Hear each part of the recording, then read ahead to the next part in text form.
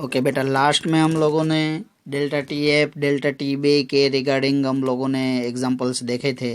अब आगे हम लोग देख रहे हैं आज हम बात करेंगे ऑस्मोटिक प्रेशर, फिर डिग्री ऑफ डिसोसिएशन, फिर डिग्री ऑफ एसोसिएशन, उसके एग्जांपल देखेंगे और ये चैप्टर का लास्ट पार्ट होगा। उसके बाद हम लोग नया चैप्टर कल से आए वो मतलब सब हम लोगों ने जितनी भी हमें ज़रूरत है जेई और नीट के रिगार्डिंग वो सब हम लोगों ने देख लिया है।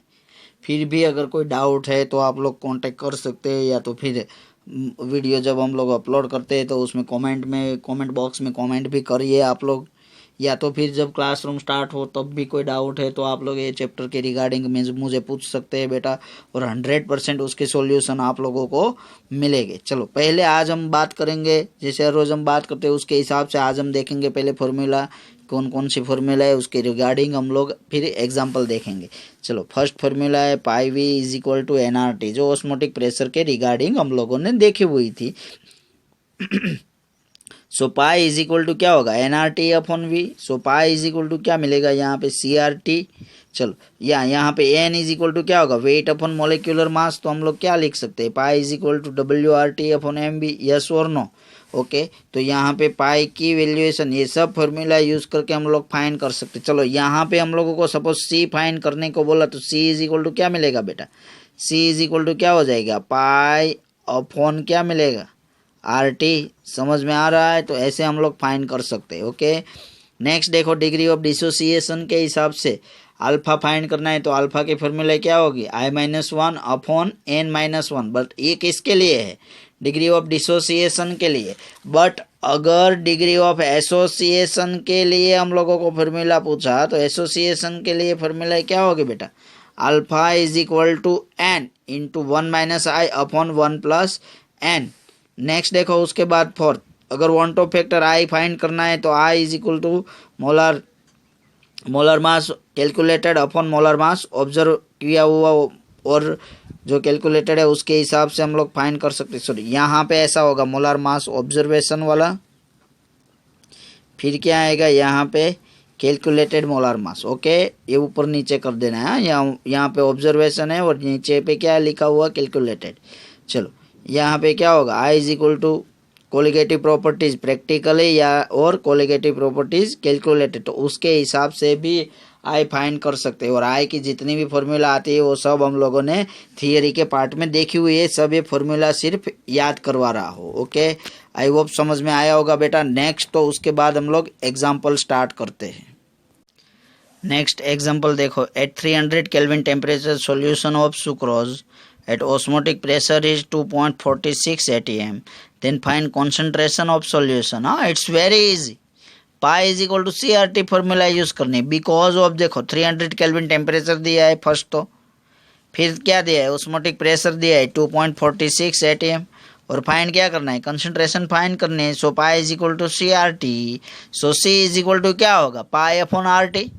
पाई की वैल्यूएशन है, आर टी की वैल्यूएशन भी है और आर कांस्टेंट है उसकी वैल्यूएशन भी है, रख के फाइंड करो तो सी मिल जाएगा।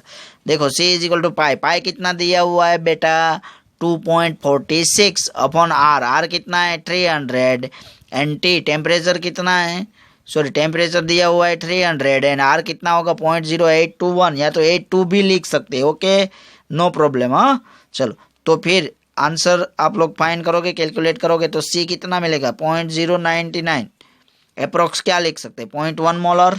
अंडरस्टैंड, आई होप समझ में आया होगा बेटा, एवरीवन अंडरस्टैंड। तो ऐसे कंसंट्रेशन हम लोग फाइंड कर सकते हैं, तो ऐसे इट्स वेरी इजी। हाँ, pi is equal to CRT और C is equal to pi upon RT use करके आप लोग ये एग्जाम्पल फाइंड कर सकते हैं। नेक्स्ट देखो example number 18, at 17 degree Celsius then 12% sucrose solution, find osmotic pressure. Osmotic pressure find करना है, 12% सुक्रोज का सॉल्यूशन दिया हुआ है एट 17 डिग्री सेल्सियस। चलो T 17 डिग्री सेल्सियस है, उसको हम लोग केल्विन में कन्वर्ट करने हैं, तो केल्विन में क्या होगा बेटा, T is equal to 17 plus 273, yes और नो, यस और नो। 273 तो क्या मिलेगा हम लोगों को 290 केल्विन। ओके, तो ऐसे 290 केल्विन, केल्विन में हम फाइंड कर सकते हैं। चलो यहाँ पे मोलिकुलर मास ऑफ सुक्रोज कितना दिया हुआ है 342 ग्राम। चलो तो उसके हिसाब से देखो 12% सुक्रोज का मीनिंग क्या होगा? 12 ग्राम सुक्रोज डिजोल इन 100 ml। ओके, तो यहाँ पे कितना दिया हुआ है? 342 ग्राम सुक्रोज डिजोल इन, हमें किस में फाइंड करना है? यहाँ पे लीटर में। तो लीटर में क्या करना होता है? 100 डिवाइड 1000, तो हम लोगों को लीटर में मिल सकता है, यस और नो? ओके, तो उसके रिगार्डिंग क्या होगा? 342 मल्टीप्लाई 100 अपॉन क्या होगा? 12 इंटू 1000। 1000 क्यों रखा है मालूम पड़ा यहाँ पे? चलो 12 इंटू 1000, तो कैलकुलेट करोगे तो आंसर मिलेगा 2.85 लीटर। लीटर में मिल गया यहाँ पे हम लोगों को। ओके, और फाइंड क्या करना है? ऑस्मोटिक प्रेशर V मिल गया, T है हमारे पास, तो pi V is equal to NRT, उसका यूज कर सकते हैं। यहाँ पे 342 gram molecular mass of sucrose लिया है, तो उसका मीनिंग क्या होगा? 342 इज इक्वल टू 1 मोल लिख सकते हैं। क्यों लिख सकते हैं? समझ में आ रहा है? 342 ग्राम यानी सब्सटेंस, तब जब उसके मोलिकुलर मास जितना सब्सटेंस होता है तब वो कितने मोल होता है बेटा? 1 मोल, जो आप लोगों ने 11 साइंस में फर्स्ट चैप्टर में देखा होगा, आई होप। ओके, तो pi V is equal to NRT, but N is equal to 1 mole है, तो पाई इज इक्वल टू क्या होगा? RT upon V। चलो वैल्यूएशन रख दो, 0.0821 इंटू 290 अपॉन 2.85, तो पाई इज इक्वल टू मिल जाएगा आंसर 8.35 एटमॉस्फेयर। तो ऐसे बेटा ऑस्मोटिक प्रेशर जो है वो हम लोग फाइंड कर सकते हैं। नेक्स्ट एग्जांपल देखो उसके बाद, 5% solution of dihydrate CaCl2 at 0 degree Celsius temperature. Okay, osmotic pressure is 15 atm, then find degree of dissociation of CaCl2, यानी डिग्री ऑफ डिसोसिएशन अल्फा के वैल्यूएशन फाइंड करनी है। मोलिकुलर मास ऑफ CaCl2 कितना दिया है? 111 ग्राम। ओके, 111 ग्राम दिया हुआ है। देखो 5% सॉल्यूशन है, तो एज इट इज उसके जैसा 5 ग्राम CaCl2 dissolve in 100 ml, but CaCl2 कितना दिया हुआ है? 111 ग्राम। तो 111 ग्राम CaCl2 उसमें कितना मिलेगा लीटर में? लीटर में हम लोग कन्वर्ट करेंगे तो 100 डिवाइड 1000 करेंगे। चलो, तो यहाँ पे क्या होगा? 100 इंटू 111 अपॉन 5 इंटू 1000, तो क्या मिलेगा? Is equal to 2.22 litre. Okay, चलो यहाँ पे हम लोगों को लीटर में V मिल गया। उसके बाद pi V is equal to NRT, but as it is उसके जैसा 111 ग्राम है, तो कितना मोल होगा? 1 मोल। ओके, तो N इज इक्वल टू क्या लेंगे? 1 मोल। तो पाई इज इक्वल टू क्या होगा? RT upon V। वैल्यूएशन रखोगे तो पाई मिल जाएगा। पाई क्या मिलेगा हम लोगों को? यहाँ पे देखो 0 डिग्री सेल्सियस टेम्परेचर है, तो 273 केल्विन होगा।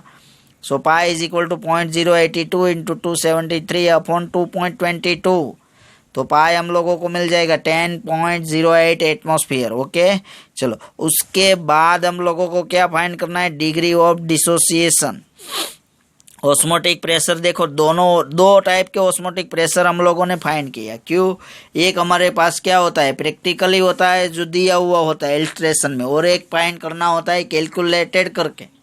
तो कैलकुलेशन करके हम लोग जो फाइंड करते हैं उसके हिसाब से ये दोनों पाई फाइंड करने के बाद हम लोग आई फाइंड कर सकते हैं, और आई के बाद हम लोग अल्फा फाइंड कर सकते हैं। ओके, तो इसके हिसाब से यहाँ पे जो पाई फाइंड किया हम लोगों ने, ये कैलकुलेशन किया हुआ पाई था। चलो उसके हिसाब से आई फाइंड करना है, तो CP colligative properties practical upon colligative properties calculated, जो हम लोगों ने थियरी में देखा हुआ था। ओके, तो प्रैक्टिकली कोलिगेटिव प्रॉपर्टीज, पाई क्या है यहाँ पे बेटा? पाई क्या है? पाई जो है वो पाई है। क्या है पाई? Osmotic pressure. ओके, तो एक प्रैक्टिकली है, कैलकुलेटेड है। प्रैक्टिकली हमारे पास है 15, कैलकुलेटेड करके हम लोगों ने फाइंड किया 10.08, तो रख दो आप लोग 15 अपॉन 10.08, तो आई मिल जाएगा 1.48। तो उसके हिसाब से हम लोग डिग्री ऑफ डिसोसिएशन फाइंड करेंगे। तो डिग्री ऑफ डिसोसिएशन के लिए फॉर्मूला क्या है? Alpha is equal to I-1 upon N-1। चलो N यहाँ पे कितना मिलेगा? तो N क्या है? Number of ions. N क्या है?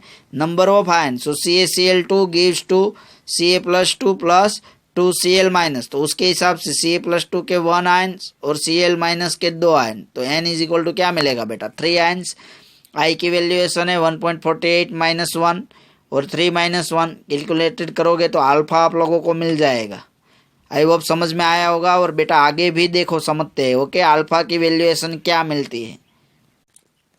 चलो तो अल्फा इज इक्वल टू क्या होगा 1.488 माइनस 1 अपॉन 3 माइनस 1 तो 0.488 अपॉन 2 तो अल्फा इज इक्वल टू क्या मिलेगा 0.244।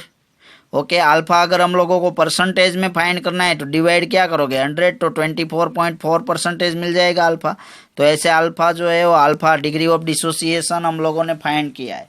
फॉर्मूला क्या है डिग्री ऑफ डिसोसिएशन के लिए, ये अपने दिमाग में रखना है। हाँ एसोसिएशन वाले एग्जाम्पल जो है बेटा वो मैं होमवर्क में देने वाला और डिसोसिएशन वाले यहाँ पे मैंने एक करवाया, बस एज इट इज है भाई। फॉर्मूला दिमाग में रखो, काम आपका खत्म, ओवर ओवर ओवर, वहां से हो जाएगा, इजी वे से आप लोग कर सकोगे। चलो नेक्स्ट एग्जाम्पल देखो, the depression in freezing point is 0.24 kelvin obtain bye dissolving 1 gram KCl। देखो फ्रीजिंग पॉइंट का डिप्रेशन की वैल्यूएशन यानी डेल्टा TF दिया है, डिजोल्विंग इन 1 ग्राम KCl का वेट दिया है 1 ग्राम इन 200 ग्राम वाटर, यानी वेट ऑफ सोल्यूट का दिया है, वेट सोल्यूट का वेट कितना है 1 ग्राम, सोलवेंट का वेट कितना दिया हुआ है बेटा 200 ग्राम। Calculate van't Hoff factor i find करना है।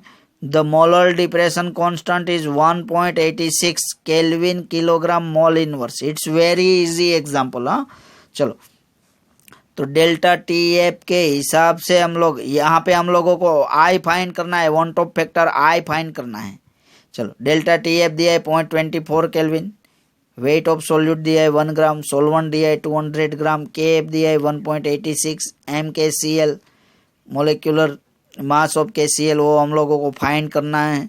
देखो ये क्यों फाइंड करना है, क्योंकि ये प्रैक्टिकली फाइंड कर सकते हैं और थियोरेटिकल हमारे पास होता है ऑलरेडी, तो उसके हिसाब से हम लोग आई फाइंड कर सकते हैं। ओके फॉर्मूला है delta TF is equal to KF into 1000 into weight of solute upon molecular mass of solute into weight of solvent. But हमें यहाँ पे क्या फाइंड करना है, molecular mass of solute M solute is equal to KF की valuation है 1.86 into 1000, wait of solute कितना है 1 ग्राम अपॉन डेल्टा TF तो 0.24 इंटू वेट ऑफ सोलवेंट तो वो दिया है 200 ग्राम। तो यहाँ पे M सोल्यूट हम लोगों को मिल जाएगा, कितना मिलेगा बेटा M सोल्यूट की वैल्यूएशन क्या होगी 38.75 ग्राम मोल इनवर्स, जो हम लोगों ने कैसे फाइंड किया कैलकुलेटेड करके, कैलकुलेशन के हिसाब से हम लोगों ने मोलर मास फाइंड किया। Okay now the molar mass of KCl, practically molar mass कितना मिलेगा 39 प्लस 35.5 इज इक्वल टू 74.5 ग्राम पर मोल। तो उसके हिसाब से आई फाइंड करना है, तो M practical upon M calculated, तो प्रैक्टिकल कितना है 74.5 अपॉन 38.75। ओके ऑब्जर्व किया हुआ है 74.5, कैलकुलेशन किया हुआ 38.75, तो आई हम लोगों को मिल जाएगा। आई की वैल्यूएशन क्या मिलेगी 1.92। तो ऐसे बेटा यूज करके फॉर्मूला यूज करके आप लोग आई जो है वो आई फाइंड कर सकते हैं। समझ में आ रहा है?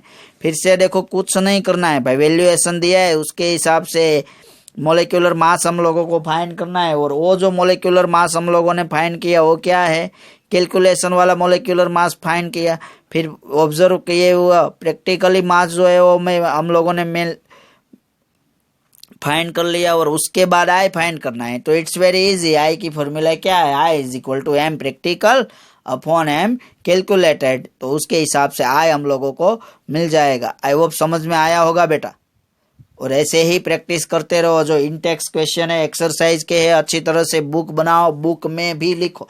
देखो भाई 3-4 चैप्टर आते हैं एग्जाम में पूरे, हाँ, और उसमें से 10 या 15 मार्क्स आराम से कवर अप हो सकते हैं। तो एग्जाम्पल के अच्छी तरह से प्रिपरेशन करो, कुछ भी नहीं होते, बट जितनी प्रैक्टिस करोगे ना उतनी ही अच्छी तरह से एग्जाम्पल जो है आपके दिमाग में जा सकता है। और एक ही वीडियो है ना भाई बेटा, अगर समझ में ना आए तो 2 बार 2 टाइम 3 टाइम देखने की ट्राई करो, तब जाके अच्छी तरह से अपने दिमाग में जाएगा। हमारी ज़रूरत नहीं पड़ेगी, खुद 1-2 बार 3 बार ट्राई करोगे तो अपने आप समझ में आ जाएगा बेटा। और पूरे कॉन्फिडेंट के साथ मुझे लग रहा है कि आपको समझ में आता ही होगा। और आप लोग ट्राई करो अपने आप, सेल्फ जितनी स्टडी करोगे ना उतना ही रिजल्ट अच्छा बनेगा। बस आपको सिर्फ अपना गोल जो है वो याद होना चाहिए बेटा, और उसके हिसाब से मेहनत करो तो 100% रिजल्ट आप लोग गेन कर सकोगे। नेक्स्ट देखो, उसके बाद होमवर्क में दे रहा हूँ एग्जाम्पल, तो वो एग्जाम्पल आप लोगों को अच्छी तरह से करने हैं बेटा। फर्स्ट देखो, ए 300 kelvin temperature 1.5 gram unknown substance is dissolve in solvent and made the volume 1.5 liter of the solution. Its pi is 0.2 bar. Calculate the molar mass of unknown substance. Unknown substance का molar mass find करना है। पहले तो illustration अच्छी तरह से समझो कि भाई लिखा क्या है, कौन कौन से उसमें सब्सटेंस जो है उसकी वैल्यूएशन दी हुई है, और उसके हिसाब से आप लोग अननोन सब्सटेंस फाइंड कर सकते हो। यहाँ पे pi V is equal to NRT है, उसका यूज करके n is equal to weight upon molecular mass, और उसके हिसाब से अननोन सब्सटेंस का मोलिकुलर मास फॉर्मूला के हिसाब से फाइंड कर सकते हो। नेक्स्ट देखो, find the degree of association when 0.1 gram, यहाँ पे फाइंड पहले ही करना है, क्या है, degree of association. Okay, when 0.1 gram benzoic acid dissolve in 25 gram benzene is having depression in freezing point 0.81 kelvin, the molar depression constant for solvent is 4.9 kelvin kilogram mole inverse. Okay, तो उसके हिसाब से degree of association find करो। Next third, calculate degree of dissociation alpha for K3FeCN6 when depression in freezing point is 0.062 kelvin for 0.01 molar K3FeCN6 aqueous solution. The molar depression constant Kf is 1.86 kelvin kilogram mole inverse. यहाँ पे भी degree of dissociation find करना है, इसमें second example में association find करना है, और थर्ड में molar mass of unknown substance find करना है। खुद का दिमाग चलाओगे तो अच्छी तरह से समझ में आ जाएगा बेटा, कुछ भी लिखा हुआ नहीं है इसमें, ठीक है, बहुत इजी है, बट ट्राई करते रहना तो हो जाएगा जितनी। हाँ, और दूसरी बात, इंटेक्स और एक्सरसाइज में जो दिया हुआ है सम, उसकी भी प्रैक्टिस करो भाई। अभी जो टाइम मिल रहा है तो मैक्सिमम एफर्ट आप लोग खुद का दो इसमें, तब जाके आपका रिजल्ट अच्छा मिलेगा, और अच्छा रिजल्ट आएगा तो ही आपको मजा आएगा। ओके, तो मेहनत करते रहो बेटा, और धीरे धीरे आगे बढ़ते रहो।